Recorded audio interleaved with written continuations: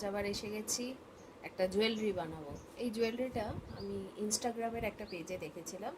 অবশ্যই যখন আমি জুয়েলারিটা একদম ঠিকঠাকভাবে বানিয়ে উঠতে পারবো, পুরোটা ওদের কপি করব না, চেষ্টা করব নিজস্ব কিছু অ্যাড করতে। তো অবশ্যই আমি সেই পেজটাকে ট্যাগ করে দেবো, কারণ আমার মনে হয় যে জিনিসটা আমার নয় সেটাকে আমার নিজের বলে চালানো আমার পছন্দ হয় না। তো ডেফিনেটলি আমি ট্যাগ করে দিয়ে তাদেরকে সুযোগ করব যে তাদের জিনিসটাকে আমি রিক্রিয়েট করেছি। তো কি বানাবো, একটা লকেট বানাবো। সেটা হচ্ছে এই ফেলে দেওয়া ধূপকাঠির রোল দিয়ে। তো এইরকম পেপার রোল আমরা আমাদের কলকাতার দিকে ধূপকাঠির ভেতরে পেতাম, সেই রোল একটা রেখে দিয়েছিলাম, সেটা দিয়ে তৈরি করব।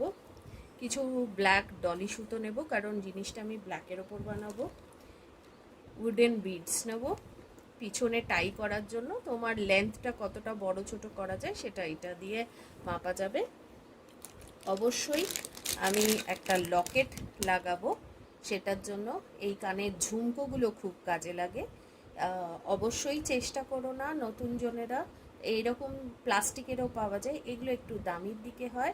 প্লাস্টিকের দিয়েও তোমরা করতে পারো, কোনো অসুবিধা নেই।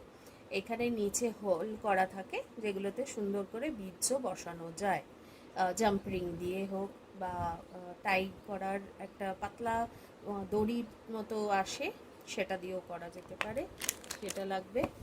আর আমার ফেভারিট কালো কাপড়, এটা তো তোমরা অনেকবার দেখেছো। এইবারে লাগবে ফেব্রিক গ্লু, তার সঙ্গে লাগবে B7000, কারণ কি এই গ্লুটা খুব ভালো, বিশেষ করে এই ধরনের মেটালের জিনিসকে আটকানোর জন্য এই B7000 গ্লুটা খুব ভালো কাজ করে। আর যেটা লাগবে সেটা হচ্ছে আর একটা গ্লু, তো অবশ্যই আমি দেখিয়ে দিয়েছি, ফেব্রিক গ্লু আর কাঁচি।